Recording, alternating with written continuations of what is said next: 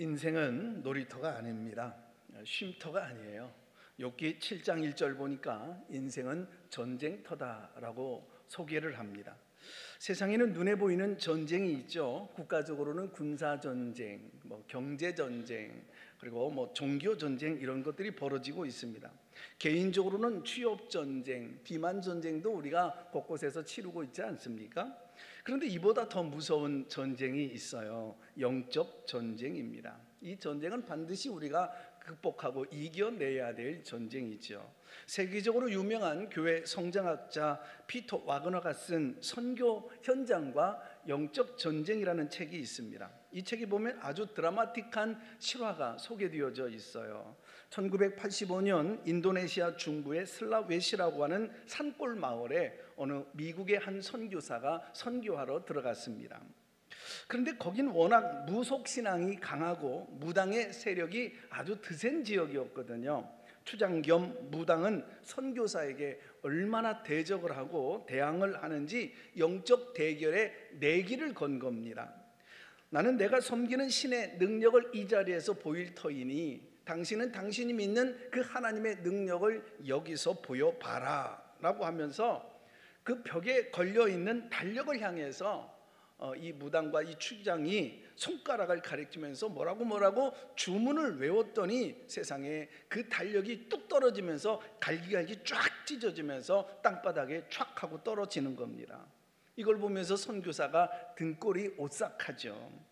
그래도 선교사님은 오늘도 표적과 기사를 나타내시는 그 전능하신 하나님의 능력을 신뢰했어요. 그리고 선교사님은 성령님이 들려주시는 조용한 음성에 귀를 기울이며 하나님의 즉각적인 지시를 받죠. 그도 달력을 향해서 손가락을 가리킵니다. 부드러우면서도 단호한 목소리로 땅바닥에 갈기갈기 찢겨져 너부러져 있는 그 달력을 향해서 이렇게 믿음으로 명합니다. 악령들은 언제나 물건들을 떨어지게 하여 부셔버린다. 하지만 선하신 우리 하나님은 이것들을 바로 잡는다. 이 말을 선포하자마자 기적이 일어났습니다. 이처럼 사탄은 파괴적으로 일을 하지만 하나님은 오늘도 건설적으로 역사하시는 하나님이신 줄로 믿으시기를 바랍니다. 우리는 사탄이 가져오는 시험과 하나님이 우리에게 훈련하시는 그 시련의 차이점을 좀 간단하게 대비시켜 보이는 것이 좀 중요하다고 생각해요. 시험은 유혹이라고 하는 개념이거든요. 시련은 훈련이라고 하는 개념이에요. 한번 여러분 화면에 도표를 보시고 제가 시험 쪽을, 좋지 않은 쪽을 얘기할 터이니까 여러분은 긍정적인 아주 기분 좋은 시련 쪽을 여러분들이 외쳐서 읽어보시면 되겠습니다. 저는 시험 먼저 읽을게요. 부정적, 파괴적, 절망적, 불행, 죽음, 사탄. 그렇습니다. 이 사탄은 결국 사람을 유혹하여서 범죄하게 만드는 것이 주된 업무죠. 사탄은 사람의 마음을 혼미하게 하고 영을 오늘도 어둡게 합니다. 사탄은 사람에게 올무를 놓아서 넘어지게 만들어요. 믿음에서 떨어지게 해요. 행복을 파괴시키는 일을 합니다. 우리의 몸과 영혼까지도 지옥에 떨어지게 하는 일을 사탄이 하는 일이에요. 한번 사탄이 달라붙으면 한두 번 시험하고 물러서지지를 않아요. 끊임없이 계속해서 공격해 들어옵니다. 오늘도 사탄은 베드로전서 5장 8절에 삼킬 자가 누군가 두루두루 다니며 찾아 나서고 있다고 얘기하죠. 사탄은 예수님까지도 유혹하고 시험을 했어요. 그러므로 우리는 마귀가 틈타지 않도록 늘 깨어있는 삶을 살아야만 합니다. 우리가 이 더운 여름에 모든 그 휴가철에도 하나님께 예배하는 일을 우리 가정은 우선시해야 된다 하고 이렇게 이른 시간부터 나와서 봉사하는 분도 있지만 오늘 예배하지 않아요? 우리가 얼마나 은혜롭게 예배하고 참 뜨겁게 찬양하고 말씀 속에 내 심령 속에 성령의 충만함을 경험하고도 축도하고 예배 마쳐 나갈 때 교회 문에서 누군가가 내 어깨를 이렇게 건드렸다고 내 발을 밟은 것 때문에 감정 상하여 시험 들어서 마귀를 불러들이는 이 마귀가 틈타게 할 수 있는 것입니다. 예배를 통해서 충만한 상태로 가다가 어떤 한두 사람의 그 눈빛 하나에, 그 한두 마디의 말 때문에 마귀가 나를 틈타고 나를 조종하고 시험 들게 만들 수도 있다는 사실입니다. 그렇기 때문에 우리는 마귀가 틈타지 못하도록 하게 해야 하는 것입니다. 사탄이 욥을 얼마나 가혹하게 괴롭히는지 어느 날 욥의 몸에 아주 심각한 그 질병이 들어섭니다. 오늘 본문 7절에 보니까 발바닥에서부터 머리끝까지 악성 종기가 삽시간에 퍼져나간 거예요. 얼마나 급속도로 퍼졌는지 그림입니다만, 그림을 보시면 온몸에 작고 붉은 반점들이 가득해 있는 것을 보게 되어져요. 목에도 종기가 생겼고 두피에도 이 부스럼이 덕지덕지 앉았습니다. 의학자들은 오랫동안 욥이 걸린 질병이 무언지를 호기심을 갖고 연구해 왔어요. 천연두라고도 하는, 또는 악성 습진, 나병, 건선, 피하, 조직이 마치 코끼리 피부처럼 온몸이 딱딱하게 굳어지는 상피병, 각화증, 악성 피부암에 해당되어지는 흑색종이다라고 하는 다양한 해석을 합니다. 사탄은 이처럼 욥에게 아주 무시무시한 끔찍한 질병을 가지고 들어왔어요. 욥이 질병을 얼마나 심각하게 괴로워하고 다루는지 욥기 전체를 관찰해 보면 너무나도 끔찍합니다. 온 몸이 피부 종양으로 이게 뻘겋게 부어 올랐어요. 계속 가려워요. 얼굴 모양도 마저 변형되어졌어요. 이 종양 암덩어리에 터져가지고 고름이 나와서 딱지가 들어앉은 거예요. 눈꺼풀이 거무스름해집니다. 호흡도 가빠라지고 이제 이게 불공평하고 이게 하고 곤란해지고요. 입에서는 아주 고약한 냄새가 납니다. 피부가 탈색되어지고 심각한 이 고열을 일으키는 지독한 병이에요. 욥이 얼마나 괴로워하고 고통스러웠는지 욥기의 내용을 보면 볼수록 그의 상태가 너무나도 처참해요. 우리가 겨울에 조금만 건조해서 피부병이 생기면 가려워서 견뎌내지 못할 정도로 힘들잖아요. 욥은 가려움을 견디지 못해서 피가 나도록 기와자각으로 자신의 살갗을 찢어가며 그 괴로움을 이겨보려고 합니다. 너무 고통스러워서 물이 쏟아지는 물소리보다도 더 큰 소리로 앓는 소리를 낸다라고 성경은 기록해 놓았어요. 밤새도록 잠을 자지 못해서 불면증에 시달립니다. 욥의 피부에 생긴 종기에는 그 지저분하고 더러운 구더기가 득실득실 들어앉아서 살갗을 계속 골마 터져나가게 만듭니다. 피부가 다 없어져서 뼈가 보일 정도로 살이 묻어 나가버리는 거예요. 얼마나 통증이 심각한지, 뼈를 쑤셔대는 이 통증이 밤낮으로 24시간 참고 견디기 어려울 만큼 계속되어졌어요. 욥은 잠시라도 고통에서 해방되어 보려고 쓰레기를 태운 잿더미에 온몸을 뒹굴어 보기도 합니다. 몸부림을 치는 거죠. 저는 욥의 고통을 생각하다가 요즘 항암 치료를 받아보신 분들이나 또 받는 분들의 이런 고통이 아닐까 생각해 봐요. 우리는 항암 치료를 받아보질 못해 알질 못하지만 항암 치료를 받는 분들 보면 주사 한 번 맞을 때마다 속이 뒤틀리고 온몸이 얼마나 아픈지 이분들의 얘기만 듣기만 해도 겁이 날 정도입니다. 사탄은 이처럼 파괴적이고 파멸적입니다. 저는 욥기를 연구해 가보면서 사탄에 대하여 딱 한마디로 결론을 내렸어요. 나쁜 놈. 사탄은 진짜 나쁜 놈입니다. 욥의 마음과 몸은 처참하게 망가졌어요. 욥은 이미 전 재산을 잃어버렸습니다. 자신보다도 더 소중하게 여겼던 아들, 딸, 10남매 한날 한시에 비참하게 죽어나갔어요. 자신의 온몸에 여러분 종양이 생기고 건강마저도 잃어버렸습니다. 이런 처참한 상황 속에서 9절 욥의 부인이 어떻게 했을까? 욥의 부인은 신음하며 괴로워하는 남편을 참아 볼 수가 없어서 당신 차라리 죽었으면 좋겠다라고 말을 합니다. 부인의 입장에서 차라리 내 남편 신앙이고 뭐고 사명이고 따지지 말고 죽어서 고통 없이 지내는 게 낫지 않느냐라고 말을 한 것 같습니다. 여기서 우리는 욥의 부인을 무작정 비판하고 정죄하는 것은 옳지 않습니다. 많은 사람들이 욥의 부인이 참 믿음 없는 사람이라고 비판합니다. 그러나 성경 어디에서도 하나님은 욥의 아내에게 잘못했구나 책망한 말씀이 없습니다. 오히려 하나님은 나중에 욥의 부부를 회복시켜 주셔서 욥의 부부가 얼마나 제2의 인생을 행복하게 살았으면 10남매를 더 낳게 되잖아요.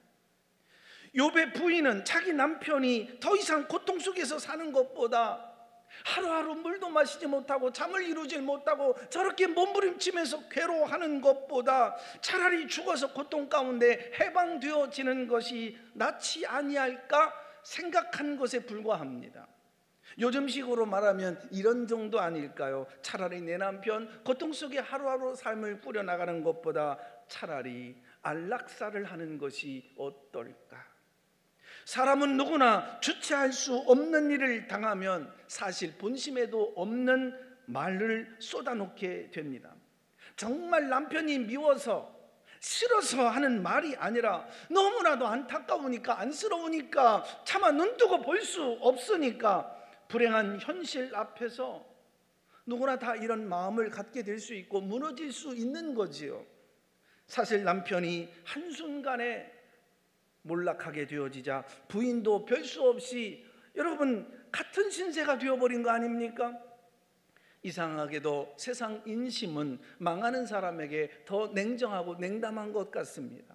고난에 빠진 사람을 위로하고 안아주고 힘을 보태줘야 하고 여러분 도와줘야 할 것 같은데 오히려 약해지고 여러분 주머니가 비어 있으니까 오히려 사람들이 떠나는 것 같아요. 욥이 얼마나 천덕꾸러기가 되어졌는지 욥기 19장 18절에 보니까 지나가는 어린 아이들도 욥을 보면서 업신여기고 조롱하더라. 이러니 아내라고 마음 편할 리 있겠습니까? 더욱이 욥의 아내는 10남매 자식 그 소중한 자녀들을 한꺼번에 잃어버린 비극의 주인공 아닙니까? 미쳐도 10번 더 미칠 수 있는 기가 막힌 비극을 경험한 여인 욥의 아내입니다. 이런 마당에 누구를 붙들고 그 심정 하소연할 수 있겠어요? 그래서 그런지 70인역 성경에는 이런 말이 삽입되어져 있어요. 부인이 욥에게 하는 말입니다. 여보, 언제까지 참고만 있어야 해요? 잠시는 참을 수는 있지만 언제까지 당신 이래야 해요? 당신이 세상에서 기억할 만한 모든 것 깡그리 모두가 다 없어졌잖아요. 자식도 재산도 명예도 집도 이제 당신은 구더기가 기어다니는 몸을 가지고 천대를 당하고 이 신세가 도대체 무슨 꼴이에요? 여보, 차라리 고통 없이 죽었으면 좋겠어요. 나 더 이상 지켜보기가 너무나도 힘이 들어요. 물론 욥의 아내가 한 이 행동 잘한 것이라고 보기는 어렵습니다. 그러나 그가 하나님을 버리고 타락한 여자가 되었다 주장하는 것은 지나칩니다. 욥의 부인은 남편 욥이 고통당하는 것 못지않게 가슴 아프고 힘들었을 거예요. 그녀는 몸에서 썩은 냄새가 물씬 나는 산송장 같은 남편하고 산다는 그 자체가 얼마나 아프고 쓰리고 괴로웠겠습니까?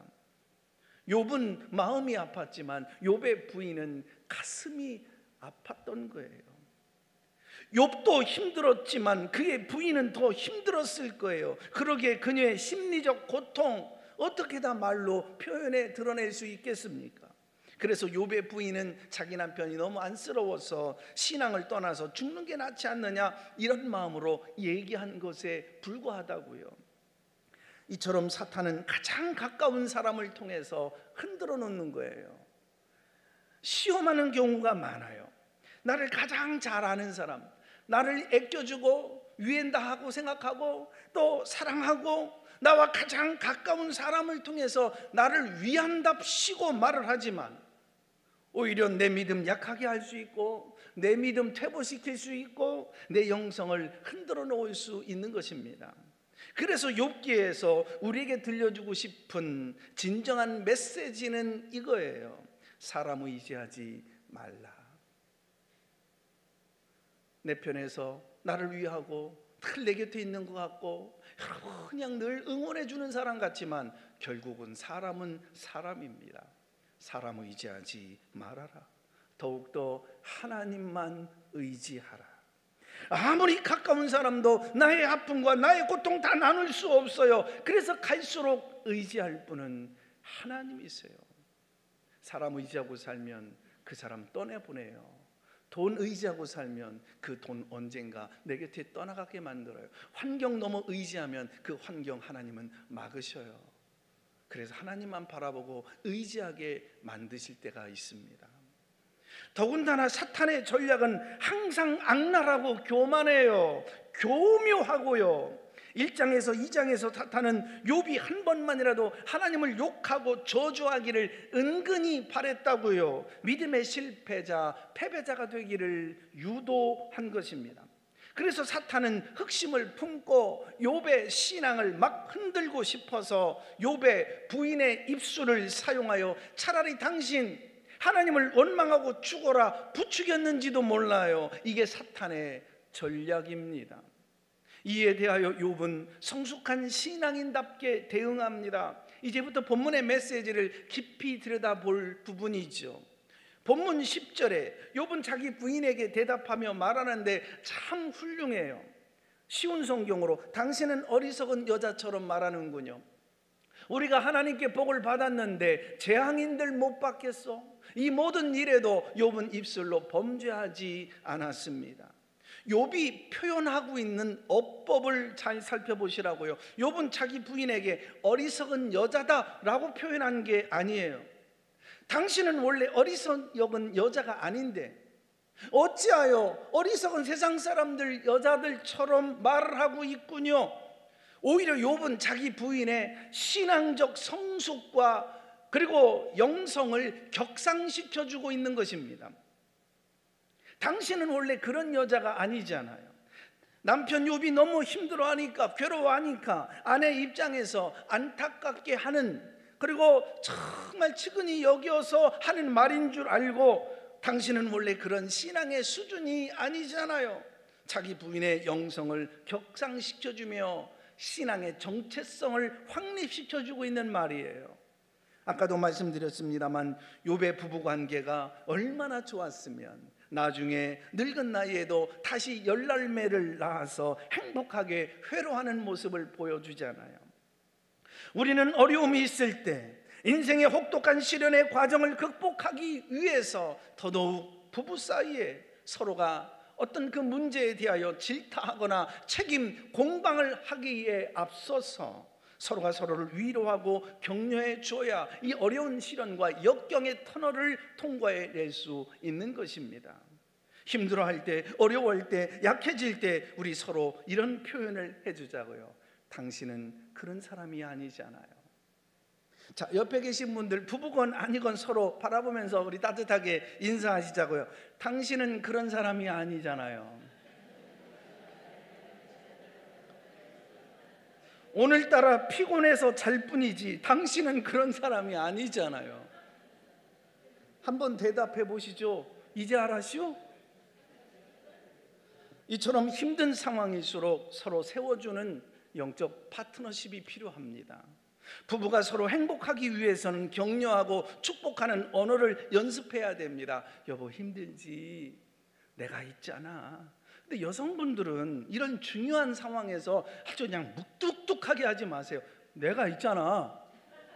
50 넘어서 남성 호르몬이 나오는 아줌마들이 하는 소리입니다.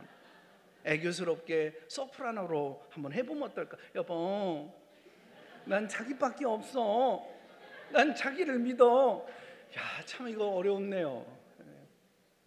아마 욥은 부인에게 그랬을 거예요. 당신의 영성은 그게 아니잖아. 난 당신을 믿어. 오늘 이후로 욥기 전체에서 욥의 부인이 더 이상 잘못하는 경우가 나오지를 않아요.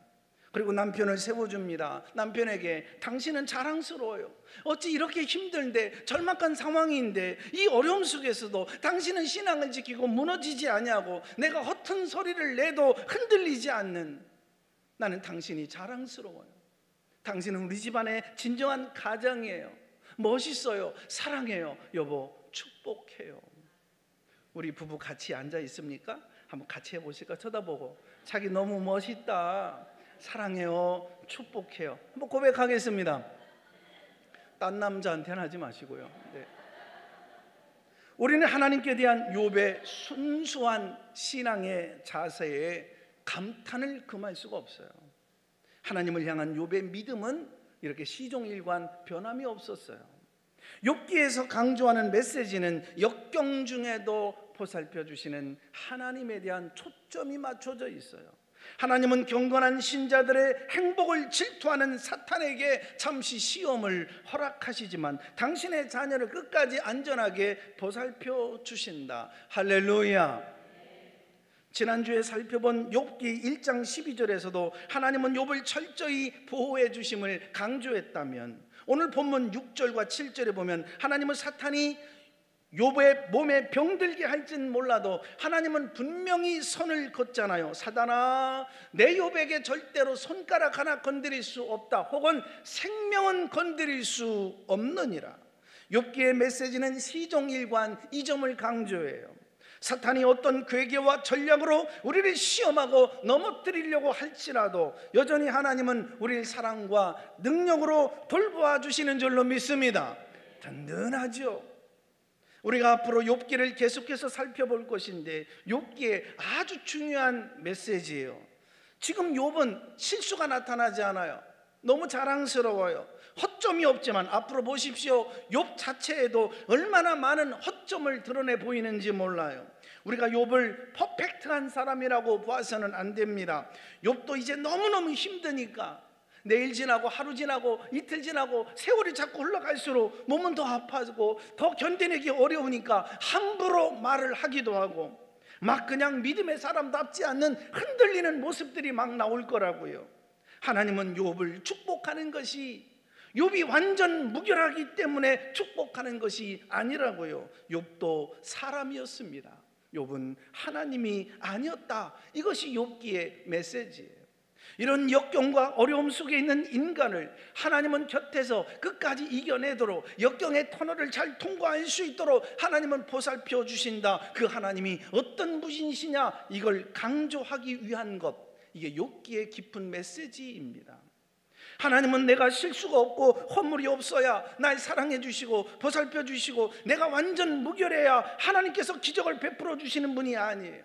실수 덩어리이기 때문에, 자주 무너지기 때문에, 자주 못난 모습이 드러내기 때문에, 내가 아니면 안 되기 때문에, 그래서 하나님은 찾아와 주시고 전능하신 하나님이 우리를 보살펴 주시는 거라고요. 사탄이 우리를 농락하는 것 같지만 악한 자가 우리 영혼을 만지지 못하도록 하나님 우리를 지켜주시고 돌봐주시는 줄로 믿습니다. 사탄이 아무리 우리를 가혹하게 시험한다 할지라도 두려워하지 마십시오. 하나님은 큰 능력으로 우리를 돌보아 주실 줄로 믿습니다. 이런 고난과 역경 속에 살아가는 인생들에게 하나님은 오늘 어떻게 보살펴 주실까? 간단하게 4가지. 첫째, 인도해 주시겠다는 겁니다. 하나님은 우리가 시험 당할 때 피할 길 주실 거예요. 더 좋은 길로 이끌어 주세요. 새로운 길로 인도해 주시는 줄로 믿습니다. 다음 주의 얘기이지만 욥이 너무너무 힘들고 부인마저도 자꾸 신앙 잃어버리고 왔다 갔다 하니까 하나님은 욥에게 친구들을 붙여주셔요. 그래서 욥에게 새로운 믿음으로 격상되어지도록 새로운 길을 열어주시잖아요. 불안해하지 마십시오. 하나님은 참고 견디는 자에게 얼마든지 새로운 길을 열어주시는 하나님이신 줄로 믿습니다. 두 번째로는 보호해 주겠다는 약속입니다. 하나님 우리가 어떤 위기 상황에 처한다 할지라도 안전하게 지켜주셔요. 시편 121편 졸지도 않고 주무시도 않고 철저하게 우리를 지켜 돌봐주시겠다는 거예요. 세 번째, 상주심의 약속. 히브리서 11장 6절, 상주시는 하나님을 믿으라는 거예요. 우리가 부족하지만, 우리가 늘 자주 넘어지지만 하나님은 상주실 것이다. 이게 욥기의 중심 주제예요. 욥이라고 하는 이름은 원래 돌아오다, 회복하다 이런 뜻이잖아요. 하나님은 오늘도 변함없이 우리가 잃어버린 것 되돌려 주실 줄로 믿습니다. 더 좋은 것으로 보상시켜 주시는 줄로 믿습니다. 역전의 명수인 줄로 믿으시면 아멘 하시기 바랍니다. 고아의 아버지 조지 뮬러 이렇게 격려하고 이게 들려주는 말씀, 우리 하나님 아버지는 더 좋은 것 주기 위해서가 아니라면 그분의 자녀들로부터 아무것도 취해가지 않으신다. 더 좋은 것 주시고자 내게 잠시 아픔이나 연단 허락하신 것 뿐이에요. 믿으시면 아멘 하시기 바랍니다. 오늘 메시지 마지막 절정의 약속, 힘 주시겠다는 거예요. 이미 말씀드렸지만 욥기의 강조점은 욥은 하나님이 아니에요. 욥도 나약한 인간이에요. 흔들려요. 많은 허물 드러내요. 욥의 부인이 얼마나 혼란스러웠습니까? 우리도 그렇잖아요. 나약한 인간이잖아요. 그러니까 오시겠다는 거예요. 잡아주시겠다는 거예요. 동행해 주시겠다는 거예요. 역경 충분히 통과할 수 있도록 하나님 이끌어 주시겠다는 거예요. 그 하나님 의지할 수 있기를 바랍니다. 유대인들의 속담 가운데 참 좋은 말, 짐을 져주시는 하나님은 힘도 함께 주신다. 저는 이런 말을 만들어 봐요. 사탄은 우리에게 짐이 되어지는 존재라면 하나님은 우리에게 힘이 되시는 분이십니다. 나의 힘이 되신 하나님, 나의 힘이 되신 여호와여, 내가 주님을 사랑합니다. 우리가 약할수록, 힘들어할수록, 고난의 현장에서 흔들리며 갈피를 못 잡고 있을 때 우리 하나님의 능력은 찾아오셔서 더 크게 역사하셔요. 찾아오시는 하나님이신 줄로 믿습니다. 내 곁에 찾아오셔서 나와 동행하시며 인생의 소용돌이, 풍랑, 그리고 역경의 와중에서도 보살펴 주시는 하나님이신 줄로 믿습니다. 그 역경 패스할 수 있도록 내 인생의 파트너가 되어주시고 내 삶의 동행자가 되어 주십니다. 다음 주부터 6개의 메시지는 본격적으로 진행되어져요. 오늘도 매우 감동적인 영상 한 편을 짤막하게 편집되어진 거 보여드리려고 그래요. 오늘 이 영화는 영국의 육상 선수 데렉 레드몬드의 실화입니다. 1992년 바르셀로나 올림픽 경기 생중계 방송을 편집한 영상인데 우리 잠시 보시겠습니다.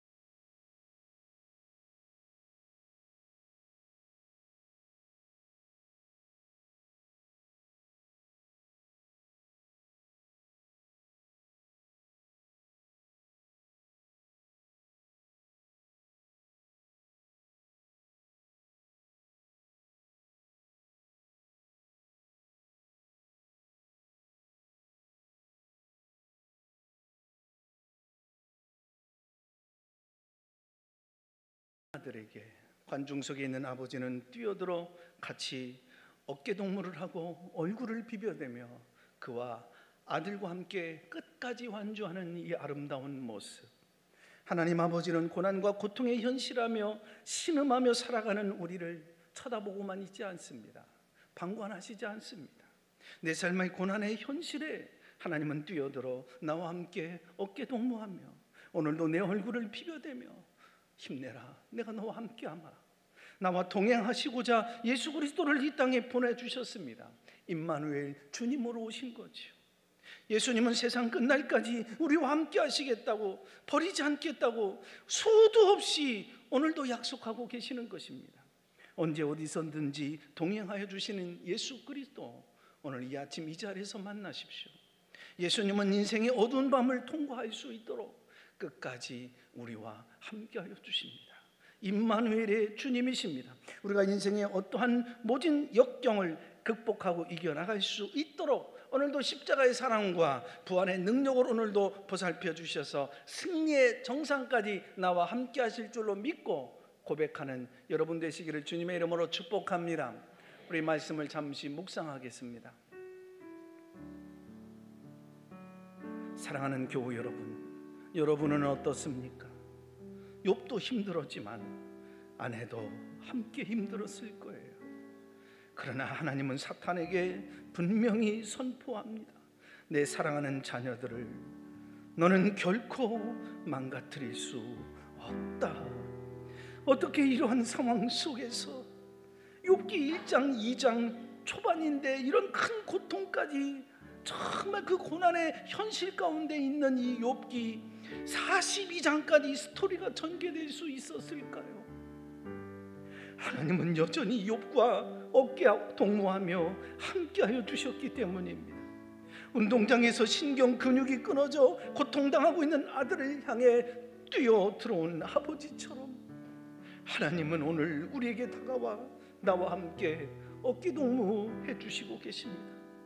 우리의 얼굴을 비벼대며 오늘도 하나님은 우리와 함께 동행하여 주시는 것입니다. 힘내라, 내가 너와 함께하마. 포기하지 마라, 견뎌내라, 내가 너에게 힘을 주마. 최근에 어떤 힘든 일이 있으셨습니까? 한계 수위에 도달했다고 절망적 상황이라고 염려하며 주저앉으셨습니까? 당신의 역경, 하나님의 도우심을 믿으십시오. 하나님의 보살펴 주심을 믿으십시오. 하나님은 여전히 나와 함께 하십니다. 우리도 욥처럼 저 42장의 승리의 정상까지 갈 수 있습니다. 그분이 보살펴 주시기 때문에. 하나님, 오늘 우리의 시련, 인생의 질곡 속에서도 여전히 찾아와 주시고 나와 어깨를 나란히 해주시는 하나님을 바라보며 오늘 이 아침 주님을 찬양합니다. 주님 나와 동행하여 주심을 믿습니다. 예수님 이름으로 기도합니다. 아멘.